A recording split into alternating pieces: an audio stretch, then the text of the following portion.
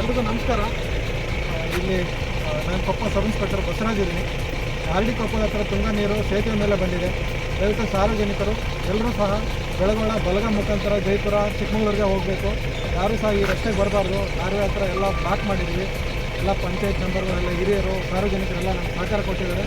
ದಯವಿಟ್ಟು ಪ್ರಯಾಣಿಕರು ಸಹ ಈ ರಸ್ತೆಗೆ ಬರಲಾರ್ದಂಗೆ ಬೆಳಗೊಳ ಮುಖಾಂತರ ಜೈಪುರ ಚಿಕ್ಕಮಗಳೂರಿಗೆ ಹೋಗಬೇಕಂತ ವಿನಂತಿ. Thank you.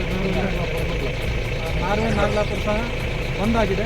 ದಯವಿಟ್ಟು ಯಾರೂ ಸಹ ಈ ರಸ್ತೆಗೆ ಬರಬಾರ್ದು. ಬೆಳಗೊಳ ಕೊಪ್ಪದಿಂದ ಕಲ್ಕೆರೆ ಮುಖಾಂತರ ಬೆಳಗೊಳ ಮತ್ತು ಜೈಪುರಕ್ಕೆ ಹೋಗ್ಬೇಕು.